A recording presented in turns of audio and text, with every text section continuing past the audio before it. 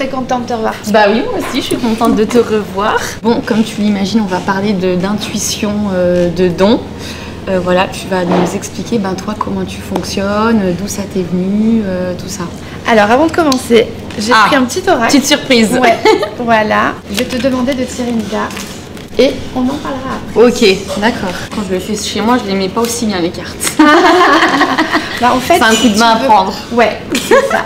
Si tu veux, tu peux te poser une question ou pas. C'est comme tu veux. Et s'il y a une carte, ou même 2 ou 3, mais une carte sinon qui t'attire, prends-la. Ok. Essaye de ressentir et de pas réfléchir. Les premiers ressentis. Je la retourne? Non, tu la gardes et on la okay. On en parle à la d'accord. On en parlera tout à l'heure. Du coup, toi, tu parles beaucoup d'intuition. Tu as aussi écrit un livre là-dessus. Enfin, toi, tu te définis comment, médium? Alors, intuitive. Et d'ailleurs, si je devrais donner un intitulé de ma profession, j'aimerais qu'intuitive soit reconnu comme une profession, sans qu'on parle forcément de médium et de voyance. D'accord. Et ma mission, c'est de révéler l'intuition en chacun. Ok. Et d'ailleurs, mon message, c'est de rappeler à chacun que nous ne sommes que de passage sur Terre et à quel point c'est utile d'écouter son intuition. D'accord. Et c'est pourquoi j'ai écrit un livre qui s'appelle Osez faire confiance à votre intuition, chez Michel Lafon, et qui retrace mes intuitions face à la vie depuis. D'accord. Puisque j'ai un parcours assez atypique. Dès ma naissance, en fait, j'ai grandi dans un contexte d'extrasensibilité. Ok. Dès que je suis née, mon petit frère est mort. D'accord. Et en fait, tout de suite, ça a favorisé ma sensibilité. Ok. Ça a été le déclic un peu? Je pense, oui, parce que c'est vrai que les 3 premières années, ma maman était très, très, très sensible. Déjà, elle me réveillait toutes les nuits. Jusqu'à mes 7 ans, elle me réveillait toutes les nuits pour être sûre que je respirais bien. Ouais. Puisqu'il est mort d'une mort subite. Ok. Voilà. Dès l'âge de 3 ans, étonnamment, j'avais déjà cette empathie d'aller vers les gens qui n'allaient pas bien et je leur faisais des câlins. D'accord. Et à chaque fois, c'était des personnes, ma mère elle me disait, ma famille, enfin tout le monde me le dit, c'était des gens qui étaient tristes. C'est bizarre, j'avais besoin d'être attirée par. Ouais. Ce qui n'est pas commun pour un enfant. Non. Je crois que je ne sais pas ce que c'est que de ne pas avoir cette intuition et cette sensibilité. Comme un sens que tu as, par exemple, la vue. Je l'ai depuis enfant. Oui, pour toi, c'est normal. Voilà. Ça j'avoue que j'ai parfois un peu de mal de l'expliquer, tellement je l'ai depuis toujours. Ce que je peux dire, c'est qu'à l'âge de 7 ans environ, je commençais à donner des prémonitions et des intuitions à toute ma famille. Ok. Tu leur disais, tiens, par exemple, quand tu sentais des trucs et tout. Incroyable. Donc, par exemple, un jour, on sort de l'école et je dis à ma mère, venez me chercher à vélo. Et je montais derrière elle. On avait, et je dis, maman, pédale vite parce qu'il y a le feu à la maison. Non, et en fait, elle m'a pas tout à fait écouté évidemment. Et quand on est arrivé, le KGB prenait feu. Le KGB de la maison était en feu. C'était la machine à laver, il y a eu un dysfonctionnement. Ça a été déjà, elle s'est dit comment elle peut savoir. C'est une preuve quoi. Et après l'école, en fait, j'avais tendance, entre 7 et 10 ans, à donner des intuitions. Par exemple, la maîtresse qui disait ça va avec votre chérie. Je sentais que ça n'allait pas. À l'école, en fait, les camarades, ma amie, je lui avais dit que je savais que sa maman n'était pas gentille avec elle. Elle était battue. J'avais dit d'accord. Et ma mère a eu peur. Mais vraiment, en fait, même à 7-8 ans, c'était même avant mes 10 ans, elle m'apprenait à tout garder pour moi. Elle a eu vraiment très peur. Et donc, elle a voulu trop me protéger, mais elle m'a dit de tout garder pour moi. De plus parler, de plus raconter. Non, mais bon, ça doit être dur, ça a dû être dur pour toi ça a été de tout garder. Parce qu'en fait, elle a peut-être pas su à quel point elle m'a muselée. Dans tous mes ressentis, j'ai gardé et jusqu'à mes 20 ans. Je n'ai plus jamais dit à une personne toutes mes intuitions, ce que je ressentais, comment j'allais. En fait, j'écoutais les autres et je parlais plus. Tu disais non, tais-toi, Lily, quoi. Et par contre j'écoutais les autres. Et c'est vrai que lorsque j'étais adolescente, quand je donnais des conseils à mes copines, je savais que c'était mon intuition. J'ai eu une période où j'ai appelé beaucoup la radio, Fun Radio, la libre antenne. J'avais changé mon prénom, j'avais menti sur mon âge et j'appelais la libre antenne. Et lorsque je conseillais les auditeurs, en fait, je savais que je faisais appel à mon intuition, à tel point qu'ils m'ont rappelé plusieurs fois pour participer dans l'émission en pensant que j'étais beaucoup plus âgée que mon âge, alors que j'avais 13 ans. Ils pensaient que j'avais 17, 18 ans. À l'âge de 20 ans, j'ai rencontré mon premier fiancé, je suis restée 10 ans d'ailleurs, qui était un étudiant en psychologie, très doué en psychologie, et heureusement, je l'ai rencontré. En fait, je rejetais tout ce qui était en rapport avec l'intuition. Je pensais que c'était pas bon, puisque ma mère m'avait dit que c'était pas bon. Et ça me rendait malade. à tel point que je suis tombée dans l'anorexie. Ouais, c'était trop dur à vivre. Je voulais être invisible. Ouais. Donc quand je l'ai rencontré, lui, il a été particulièrement choqué de voir que j'étais toute fine comme ça. Ouais. Et je lui ai parlé un petit peu de mes intuitions, mais il n'y croyait pas du tout. Bah oui, cartésien. Cartésien, scientifique. Ouais. Et un jour, c'était à peu près un an après, il est rentré à la maison et il revenait du travail et je lui ai dit, à 15h, tu étais devant un hôtel avec une blonde. Qu'est-ce qui s'est passé? Oh, putain. Et là, il est devenu blanc. Il m'a dit, comment tu sais ça? Et en fait, il est dans une autre... moi, j'étais à Cannes et il était à Nice. Donc, c'était pas possible que je les croise. Bah oui, c'était pas toi, quoi. Et c'était pas moi. Et en plus, c'est pas possible que je le croise. Et sur le moment, il m'a dit, non, rien du tout. Et en fait, il y a eu plusieurs événements comme ça. Et un jour, il m'a dit, écoute Lily, je suis obligée de le reconnaître, tu as un talent d'intuition incroyable. Ouais, donc il l'a reconnu quoi. Il l'a reconnu. Bah ouais, et à partir de là, il m'a dit, je vais te réconcilier avec cette part en toi et tu dois en faire une force. Ouais. Et il m'a aidé, peut-être qu'il m'a sauvée. Ouais. Je vais te même raconter la suite, mais je pense que même il m'a sauvée. D'ailleurs, un jour, je suis rentrée à la maison, il y avait plein de photos de mon corps. Sur le lit. Ok. Et en fait, il m'a montré que j'étais vraiment très maigre et j'ai été choquée de voir ces photos-là et j'ai guéri instantanément. D'accord. Après, ça s'appelle la mise en situation et tout. Ouais. Ok. Et du coup, après, ton intuition, elle t'a permis de faire d'autres choses, enfin de développer. J'ai vu j'avais lu des trucs un peu sur toi sur Internet. Je t'ai connue dans Salut les Terriens, je te l'avais dit. Tu as prédit les attentats de Nice, c'est ça? Ouais. C'est que j'ai ressenti tous les attentats avant qu'ils arrivent, les plus gros. Ouais, d'accord. Voilà, donc ça vient du premier, Charlie Hebdo. Ouais. Ça alors que c'était le premier, que on n'en avait pas encore en France. C'était en novembre, c'est ça? Non, c'était en janvier. C'était, tu sais, la fusillade dans la presse Charlie Hebdo. Ouais. Une semaine avant, je ressentais un petit peu toute l'année et je l'ai écrit sur mon blog et j'ai dit il va y avoir un attentat, une fusillade et toute la France sera debout dehors pour demander justice. Ouais. Même moi, ça m'étonnait de savoir. Ouais. C'était plus fort que moi, il fallait que je le dise. Et après, une semaine après, c'est arrivé. Et le 13 novembre, donc le Bataclan, le plus, celui dont tu parles. En fait, moi, je suis du 10 novembre et j'ai toujours voulu célébrer la vie pour moi parce que, comme je suis née, mon frère est mort et je sais ce que c'est que, pour moi, c'est très important. Okay. Cette année-là, je n'ai pas voulu le fêter. Je n'ai pas voulu le fêter. 3 jours avant. Une semaine avant, je disais à tout le monde, on ne fêtera pas. Et personne ne comprenait. Et finalement, on a insisté, donc je l'ai organisé pour le 13 novembre. Le vendredi soir, on avait rendez-vous à 20h et j'ai décalé l'après-midi à 22h. Je ne sais pas pourquoi. Mais il y a certaines personnes, ça leur a permis de rester chez eux et de ne pas être confrontés. Et en fait, l'après-midi, donc j'étais à Sephora à Neuilly-sur-Seine, je me faisais épiler les sourcils et j'ai fait une crise de tachycardie. C'était pas bien. Puissante et j'ai dit il va y avoir un attentat. Tous les Sephora se souviennent. Et effectivement, le soir, il y a eu un attentat. Et après, ça a été celui de Barcelone, celui de Nice. Ouais. Tous. Camion. Étonnamment, je les ressens. Je rêve un mois avant déjà. Je fais des rêves. Ce qui est très bizarre, l'attentat du Bataclan et celui de Nice et de Barcelone. J'ai rêvé à chaque fois de la préparation. C'est trop bizarre. Ah ouais. Jusqu'à. Donc tu vois les mecs préparer les trucs et tout.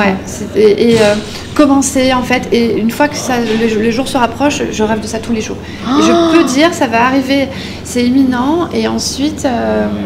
L'après-midi ou le jour même, je fais une crise de tachycardie très puissante. C'est-à-dire le cœur se bat très très fort. Ton corps, il s'exprime quand même. Le danger est là, tu vois. Donc ça, je l'ai écrit sur Twitter et sur Facebook. Ah ouais, tu l'as écrit sur les réseaux. Avant. Et c'est comme ça que je me suis fait repérer par Michel Lafon qui m'a demandé d'écrire mon livre notamment. Et ensuite Ardisson qui t'ont repéré comme ça. Ça doit être dur de vivre avec ça parfois quand c'est des drames comme ça.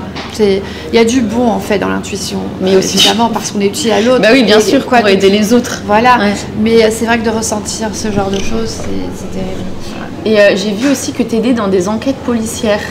Alors après, ça a été après l'émission de Tireur d'Histoire. Tout s'est enchaîné en fait, non? En fait, j'ai reçu une demande phénoménale. Ouais, ça devait être fou. Ouais, et en fait, je pensais que je devais dire oui à tout le monde, puisque pour moi, c'était mon rôle, ma mission. Je voulais être utile en fait. Et c'est vrai que j'ai à cœur, en fait, j'aimerais bien qu'en France, on développe à la DGSE, au renseignement, une unité de personnes extrasensorielles. Bah oui. Je sais que ça existe en Russie, en Chine, aux États-Unis. Et sauf si je ne suis pas encore au courant, mais on n'est pas encore ouvert sur le sujet en France, alors que ça pourrait être très difficile. Oui. La preuve, les attentats, etc. Ouais. Comme ça pourrait éviter des drames, arrêter des meurtriers. Donc ça, j'aimerais. Et donc j'ai voulu répondre, etc. Mais j'ai accepté de collaborer avec des enquêteurs.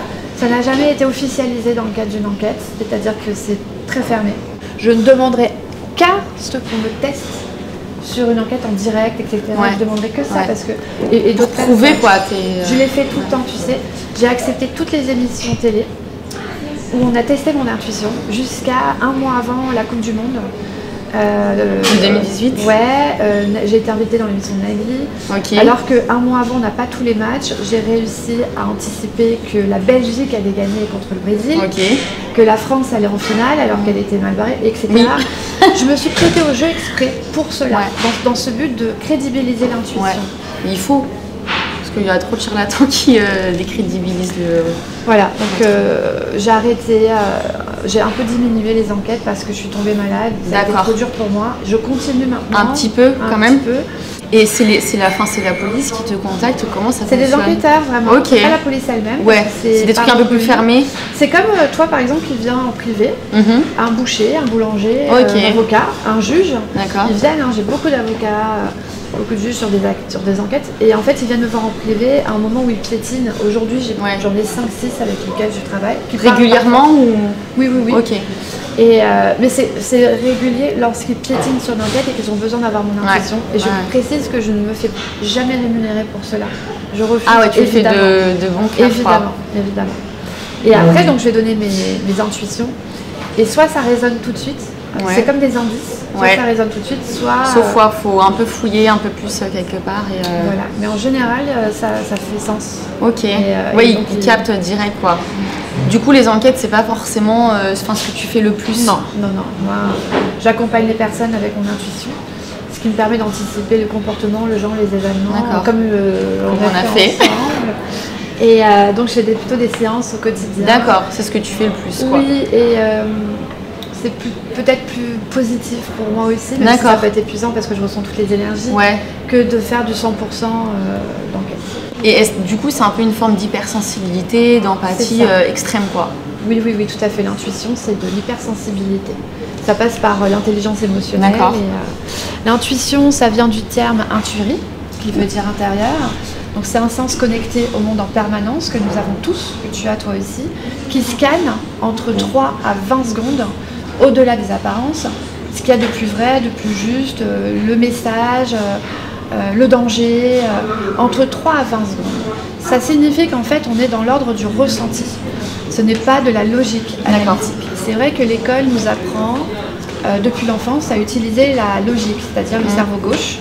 Il le nourrit par les études, ils le nourrissent, ce qui fait qu'en fait on n'est pas programmé à utiliser cette intuition, sauf si dès l'enfance on a eu par exemple, on a étudié l'art, les trucs un peu plus créatifs, donc la partie droit, ou alors on a eu une maladie, quelque chose, un choc émotionnel qui a favorisé cette sensibilité-là.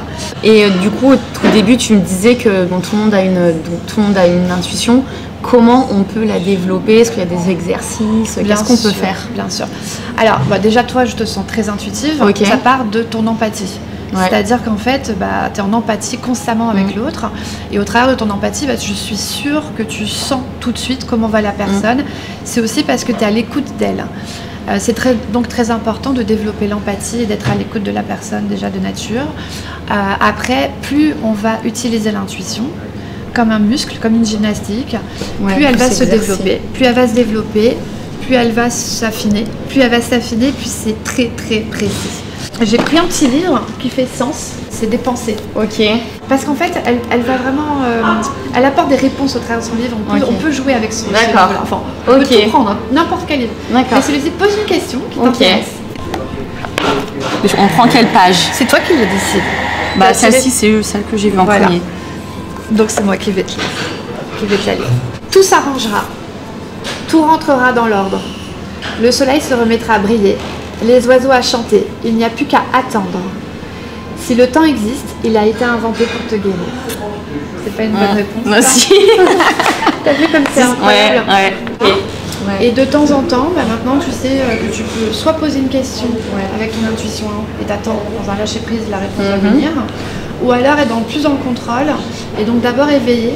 Donc tu te poses une petite série de questions, qu'est-ce que je ressens maintenant, que ressent mon cœur, qu'est-ce que ressent mon corps, et après venir à la question. Et le premier ressenti sera juste. Et plus tu vas t'entraîner, plus ça va se manifester. L'intuition va venir. Mais ça va être impressionnant pour toi et pour les autres. Et après, pour t'entraîner tous les jours, à chaque fois que tu regardes une série, essaye d'anticiper la suite avec ton intuition. Il n'y a rien de mieux. Ou alors, ça je le fais déjà. Télé. Voilà. Si tu le fais, tout le monde ne le fait pas. Et pareil, lorsque tes copines te parlent, ou tes copains, de leurs histoires d'amour, essaye de ressentir, tu leur dis ou pas, ce qui va leur arriver, comment tu sens. Mais je les note dans mon téléphone. Oui, c'est parfait. Pour voir, parce que j'ai pas forcément envie de le dire. D'ailleurs, j'allais finir sur ça. Il faut avoir un carnet d'intuition ou un livre d'intuition. Je les note dans mon téléphone parce que j'ai pas forcément... je conseille de pas toujours dire parce que ça peut être agaçant. Voilà, c'est ça. Certaines personnes elles veulent garder leur jardin secret. Mais voilà, en fait, c'est comme ça que tu vas muscler ton intuition. Alors, tu vas avoir aussi des réponses qui vont venir dans tes rêves. L'intuition aussi se manifeste dans les rêves, évidemment. Et c'est pas forcément... C'est pas une création. C'est pas lié à un don. Moi, je ne crois pas que l'intuition, pour moi, c'est un sens que nous avons tous, qui nous permet d'anticiper, avoir plusieurs coups d'avance. Je pense que les rencontres et les opportunités sont peut-être prédéfinies par moi aussi, mais qu'on a un libre arbitre. Et que l'intuition va être utile dans le cadre de libre arbitre parce que tu vas pouvoir t'adapter en fonction de ce que tu veux vivre. Et du coup, est-ce que tu penses au final que j'ai un don, une intuition ou quelque chose en particulier? Je crois qu'on en avait parlé la dernière fois, mais c'est la première chose. Déjà, quand je t'ai vu tout à l'heure, j'ai ressenti ton empathie. Donc oui, tu as une intuition. D'accord. Pour moi, ce n'est pas un don. C'est une prédisposition qui est plus développée que certaines personnes. D'accord. Certainement que soit au cours de ton chemin, tu as eu des épreuves qui ont façonné cette sensibilité-là, ou alors tu as appris l'art assez tôt, etc. Mais tu as cette prédisposition. Mais c'est vrai que chez toi, elle est quand même bien développée. Il y a des personnes qui vont avoir l'oreille absolue, tu vois. Toi, tu as quand même une intuition qui est déjà développer, peut-être pas l'extrême, mais il suffirait que tu t'entraînes pour que ce soit l'extrême. Il faut que j'apprenne cette faculté-là. Et ce que je sens en plus, c'est que ça va, tu n'es qu'au début. Tu n'es que on m'a déjà un peu dit ça. De ressenti là, sur ces 2 prochaines années. Mais l'année prochaine, tu vas avoir plein de manifestations. D'accord. D'intuition. Et tu penseras moins, mais en fait, tu vas avoir plein de synchronicités. Plein de signes. D'accord. Même là, peut-être dès cet été, mais en fait, c'est ton intuition qui te fera voir ça. Il faut bien que tu comprennes que c'est pas... Bien sûr, on a des anges et des guides, mais même si on a des anges et des guides, c'est notre intuition qui nous fait aller vers eux. D'accord. Voilà. Et après, je sens, même si tu vas avoir des visions, ça viendra de ton intuition, mais je sens que tu as quelque chose à côté qui est de l'ordre de l'énergie. D'accord. Tu as une énergie. Et alors, qu'est-ce que tu peux faire avec cette énergie? Il n'y a que toi qui le sais. Est-ce que tu peux faire du bien? Moi, ce sera mon avis. Je pense que tu portes bonheur au volant. Que par ton rayonnement solaire et ton énergie, tu fais du bien et qu'il suffit de te voir pour être rechargé, pour être bien. Est-ce que tes amis te le disent? Et en fait, voilà, donc tu as une énergie et si tu, pareil, je pense, cultives cette énergie-là, peut-être que ça peut aller plus loin, peut-être que tu peux te concentrer et envoyer du positif à une personne. Donc je parlerai d'énergie, peut-être que tu pourrais être énergéticienne et d'intuition. Médiumnité, connexion avec le dia, non, pour moi. Cependant, avec ton intuition, tu peux recevoir des messages ou avoir des visions. D'accord. Mais ce ne sera pas... Donc d'ici quelques années, là c'est le commencement. C'est le commencement. Oh non, il est déjà là le commencement depuis longtemps, mais tu as décidé aujourd'hui de le travailler. On verra, je te dirai comment ça avance. Et du coup, la petite carte. Alors justement, finissons avec cette petite carte que tu as prise au début. Alors, qu'est-ce que c'est? Je m'autorise à échouer. En quoi cela résonne-t-il pour toi? Et en fait, c'est ton message du moment. C'est ton mood. À me tromper, quoi. À faire... c'est pas grave, quoi, si on se trompe. Sur quelque chose de bien précis, évidemment. Il n'y a que toi qui sais. C'est une réponse, en fait. Mais il faut vraiment savoir en quoi ça résonne. Peut-être, puisqu'on a parlé beaucoup de ton histoire sentimentale, peut-être que c'est lié. Peut-être. Et donc en fait, t'es venu, t'as tiré une carte et c'est souvent comme ça qu'il faut faire. Au départ, on se pose pas de questions, on peut dans un lâcher prise tout début et après on va chercher en quoi ça résonne. D'accord. Merci beaucoup Lily. Avec grand plaisir. Merci beaucoup. À bientôt.